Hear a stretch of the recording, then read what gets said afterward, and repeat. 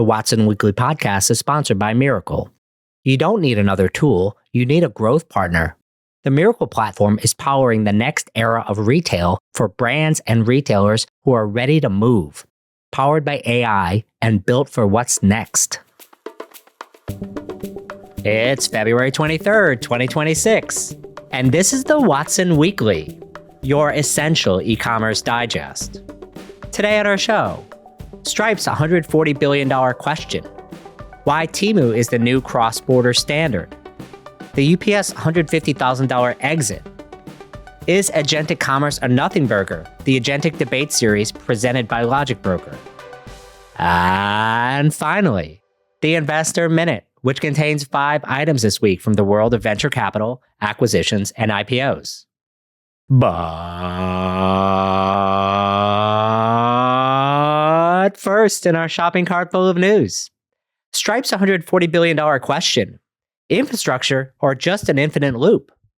Stripe is back in the headlines with a potential tender offer valuing the payments giant at $140 billion. Let's look at the math. That's a 31% jump from last fall and nearly triple the $50 billion trough of 2023. Stripe's scale has reached a point where it's now a macroeconomic indicator. The company's total payments volume processed $1.4 trillion in 2024. For context, that's roughly 1.3% of global GDP. From a revenue point of view, 2024 net revenue was $5.1 billion, up 28% year over year, with a gross revenue of approximately $18 billion before interchange fees. On a profitability point of view, Stripe confirmed that it was profitable in 2024 and generated $2.2 billion in free cash flow. Co-founder John Collison stated in early 2026 that they remain profitable and are in no rush for an IPO. The immediate takeaway? Stripe is essentially building its own private stock market. By facilitating these frequent secondary sales, the Collison brothers are solving the liquidity problem for long-tenured employees without the headache of an S-1 filing or the quarterly circus of an earnings call. As John recently noted, they're in no rush to go public. But here's my take. Stripe isn't just a payments company anymore. It's the operating system for the internet economy. With $1.4 trillion in volume and aggressive bet on stablecoins via their Bridge acquisition, they're moving from handling cards to moving value. The risk is at $140 billion, they're priced for absolute perfection. They have achieved profitability, sure, but can they maintain these growth multiples while legacy banks and Adyen continue to nip at their heels? For now, Stripe is proving that if you own the pipes, you get to set the price. An IPO seems off the table for 2026, or maybe ever. Why deal with the public markets when your private valuation is already in the stratosphere? Our second story, why Temu is the new cross-border standard. If you've been listening to the podcast, you know my mantra for 2026 is, scale is a lie and motion is the real moat in business. The latest IPC cross-border shopping survey dropped, and if you're a retail executive sitting on your hands, these numbers should be your wake-up call. We aren't just seeing a shift in where people buy, we're seeing a total re-engineering of the global supply chain. Let's get into some of the receipts. In 2022, Temu was a rounding error, less than 1% market share. Today, they're sitting at 24%, dead even with Amazon for cross-border dominance. Think about that.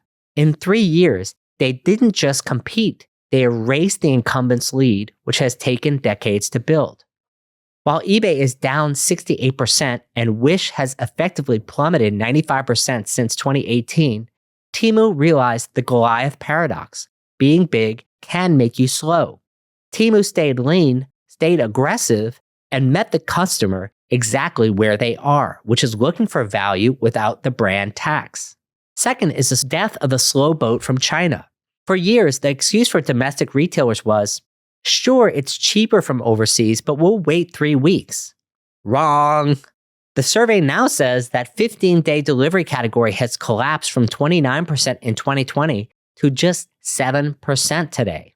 Over half of cross-border orders now land in 2 to 7 days. If you're a domestic brand relying on fast shipping as your only moat, your moat just evaporated. The global supply chain has figured out almost how to move as fast as your local 3PL. 3 is inventory is marketing versus the customs tax. I've always said that inventory is your best marketing tool, meaning having things in stock. But in 2026, transparency is your best conversion tool. 61% of shoppers say clear delivery charges pre-purchase are their number one priority. With new customs charges and handling fees hitting in this year, the era of surprise duties at the doorstep is a business killer. If you aren't showing the landed costs in the cart, or even better, on the product page, you are losing a sale and maybe a customer for life. Finally, the last mile is moving to the box. Doorstep delivery is still king at 44%, but look at the motion. Parcel lockers are exploding. Why? Because convenience is paramount. Consumers in 2026 don't want to wait for the driver. They want to control the when and the where. If your checkout doesn't offer out-of-home delivery options, you're adding friction to a process that Temu and Amazon have already made frictionless. The losers in this report, in other words, eBay, Wish, AliExpress, all failed to adapt to the new speed of commerce. The winners are the giants who learned how to dance. Are you dancing, or are you just a target? Our next story, the UPS $150,000 exit. Strategic rightsizing or a Teamster trap? UPS is offering a massive $150,000 lump sum to full-time drivers to just walk out. This isn't a thank you for years of service, it's a surgical strike on the company's biggest overhead, labor. Why is this happening? Look, let's be real. The 2023 Teamster contract was a massive win for the union, but it also put UPS in a corner. They're now carrying the highest labor costs in the industry at a time when volume is leaking and Amazon is clawing back their own deliveries. We're still in this post-pandemic hangover and the surge is over. UPS is overstaffed for the current macro environment. And the margins are being squeezed. You can't yet automate a driver, so you have to incentivize them to leave. On the surface, writing a $150,000 check per driver looks batshit crazy, not just insane. But maybe do the math. When you factor in the fully loaded cost of a senior UPS driver, wages, healthcare, pension, and payroll taxes, that $150,000 is essentially 1 year, maybe not even fully loaded salary. If UPS can churn a veteran driver and either not replace them at all, or eventually hire at a lower tier if the contract allows, they'll break even in 12 to 18 months. After that, it's pure margin expansion. This is Carol Tomei playing the long game on the balance sheet. Of course, Sean O'Brien, the president of Teamsters, isn't stupid. He sees this for exactly what it is, direct dealing. You don't get to go around, from the union's point of view, the collective bargaining agreement just because you have a fat checkbook. The threat is, if 10,000 drivers take this deal, the union will lose millions in annual dues and, more importantly, leverage. A smaller union is a weaker union. The lawsuit in Massachusetts isn't just a legal hiccup, it's a battle for the soul of the 2023 agreement. O'Brien is essentially saying, we negotiated the price of the labor. You don't get to negotiate the price of the exit without us. It seems to me that UPS is trying to buy its way out of a high-cost future. They have already announced 30,000 management cuts and dozens of facility closures. This is Project Better, Not Bigger in action.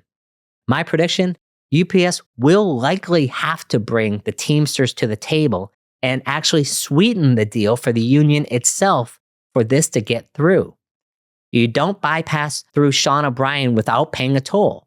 He's like, and if you forgive me, the troll on the bridge, if you excuse my language. This is now UPS in action. And our last story, Shoptalk debate on Agentic Commerce. Are you ready for the most provocative lunch in Las Vegas? We just dropped our latest podcast episode teaser and the heat is already rising. We're taking the stage at Shoptalk for a side event for the Agentic Debate Series presented by Logicbroker. And we aren't just talking about AI assistants. We're dismantling the future of how people buy, how brands sell, and why your current website might be obsolete by 2030. The three burning questions we're tackling is the trust crisis. If OpenAI and Google are all in on ads, can you ever truly trust an AI agent's recommendation? Second is the nothing burger risk. Is agentic commerce actually creating net new sales or just adding a new middleman to steal your margins? And third, the death of the URL. In 4 years, will anyone even visit a website? Or will the global intelligence be the only storefront that matters? We're actually having this as a lunch series on Tuesday, March 24th, 2026 at Shoptalk in Las Vegas at the Mandalay Bay at Riraz Pub. And the event is presented by our premium sponsor, Logicbroker. Don't just listen to the podcast, be in the room where these sparks are going to fly. Grab your seat, grab your lunch, and bring your toughest questions. There will be audience participation. The Wild West of the internet is being paved over. Come see the agentic roots that are being laid down in its place. RSVP and join the debate at shoptalk26.watsonweekly.com. It's that time, friends, for our Investor Minute. We have 5 items on the menu today. First, Eddie Bauer store operator files for bankruptcy. Eddie Bauer LLC, the operator of Eddie Bauer stores in the US and Canada, has filed for bankruptcy. Second, Columbia's distributing acquisition of Point Blank Distributing and what it means. Columbia Distributing acquired craft-focused distributor Point Blank Distributing, which will have an employment impact amid uncertainty for brands and staff. When consolidation happens, there are always impacted parties. The question is who? Third, FedEx to invest in European parcel operator InPost. A consortium comprising FedEx and InPost investors will acquire the company for $9.2 billion or 7.8 billion euros. A consortium comprising FedEx and InPost investors will acquire InPost for $9.2 billion. Lockers are big business in Europe and FedEx wants access. Next, Salesforce signs definitive agreement to acquire Simulate. Salesforce announced that it will acquire Simulate for an undisclosed price. Is this the first of many agentic acquisitions in 2026? Ironically, I just wrote this last week and they just acquired another company called Momentum. And finally, QXO to buy Kodiak Building Partners for $2.25 billion. QXO to acquire Kodiak Building Partners. First, it was Home Depot. Then it was Lowe's. Now it's QXO buying a materials distributor. That's all for this week. Till next time, Watsonians. Hi, I'm Rick Watson, CEO and founder of RMW Commerce Consulting and host of the Watson Weekly podcast, your essential e-commerce digest. I write a newsletter which you can subscribe to at watsonweekly.com, and you can find the podcast at the podcast link on the same website. Subscribe to it in your podcast platform of choice.